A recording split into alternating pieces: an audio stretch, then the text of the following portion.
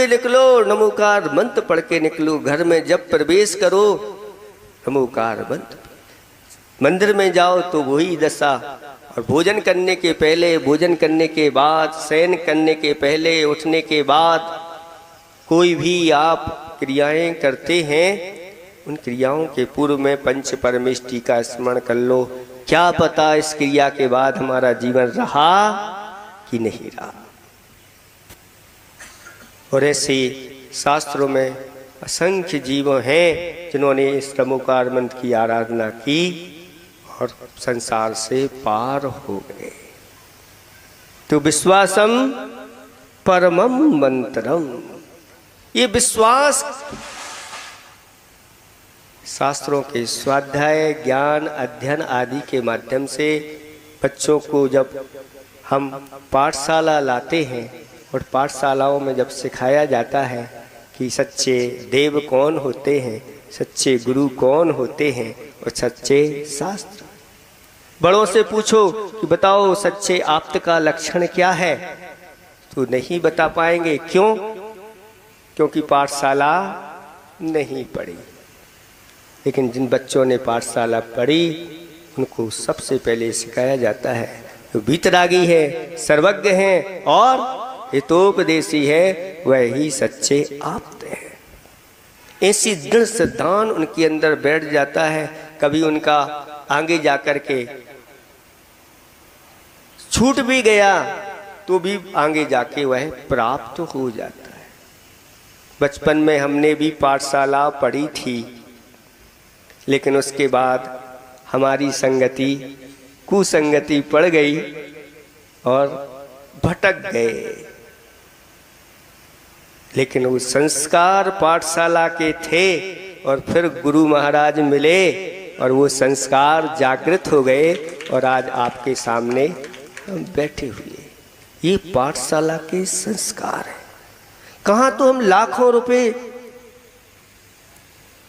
लौकिक पढ़ाई के लिए, लाखों रुपए नहीं करोड़ों तक खर्च करने के लिए लोग तैयार रहते हैं और साथ साथ में कितने वर्ष लगा देते हैं, 20 वर्ष लग जाते हैं, लेकिन वो चीज हासिल नहीं कर पाते जो यहाँ अंतर मुहूर्त में ही सब कुछ उपलब्धियां हो जाती हैं।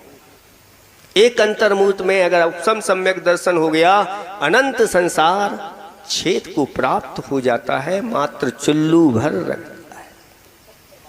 चुल्क प्रमाण ऐसा काम है। इसलिए ऐसे इन बच्चों के लिए अभी से संस्कार, जैसे ही 8 वर्ष के हों बालक, अष्टमूल गुण के संस्कार उनके अंदर हो जाना चाहिए, इससे वह संसार में फिर भटके नहीं, अपने जीवन की सुरक्षा हो जाए। तो दूसरे नंबर पर कहा संतोषम परमम धनम। परम धन कौन सा है? संतोष।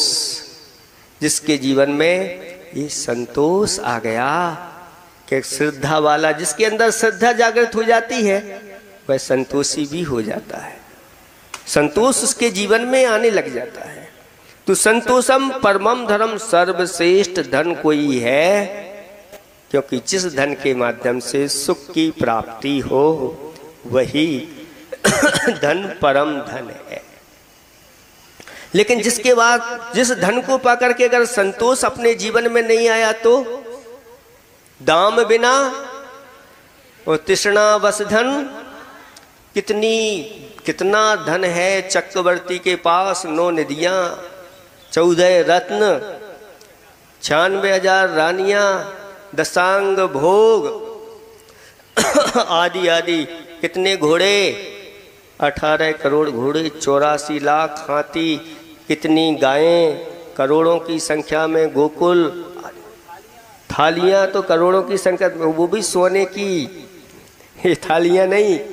ये सब कुछ होने के बाद भी उस चक्रवर्ती के जीवन में संतोष नहीं रहा और एक आम के चक्कर में अपने 6 खंडों को छोड़ करके और समुद्र के बीच में चला गया और जीवन के लोभ में णमोकार मंत्र के ऊपर पैर रख दिया और दुर्गति का पात्र हो गया।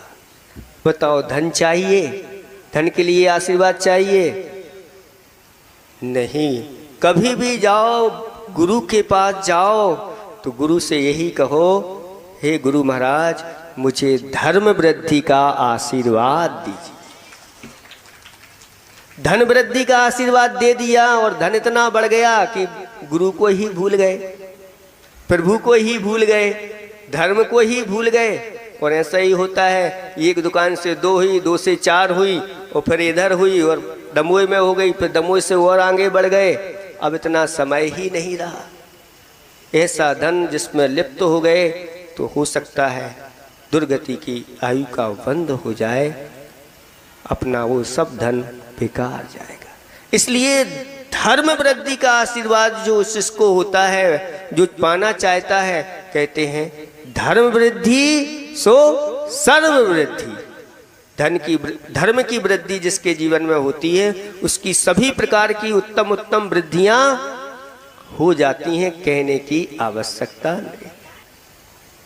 चौथा, जो पार्टी बैठी हुई थी उसको संतुष्ट करना था, जो पद के लिए आए थे कि महाराज का आशीर्वाद होगा और मुझे उसकी प्राप्ति होगी। तो महाराज ने कहा परम पद क्या है सुनो पहले, पदों के लिए मत लड़ो। निर्द्वंद्वम परमम पदम, जहां निर्द्वंदता है, जहां ना राग है, ना देश है, ना मोह है, ना क्षोभ है, ये किसी प्रकार की निर्द्वंदता नहीं है, वही पद परम पद है। ऐसा अरहंत और सिद्धों का पद परम पद है, अथवा पंच परमेष्टि का पद परम पद है। इसकी प्राप्ति के लिए इस मनुष्य जीवन की सार्थकता तभी हो पाएगी जब इसके लिए पुरुषार्थ करेंगे। 4 चीजें बहुत ही अनूठी हैं। विश्वासम परमम मंत्रम, संतोषम परमम धनम, वैराग्यम परमम भाग्यम और निर्द्वंद्वम परमम पदम। अगर ये अपने जीवन में आ गए तो हमारा जीवन धन्य हो जाएगा।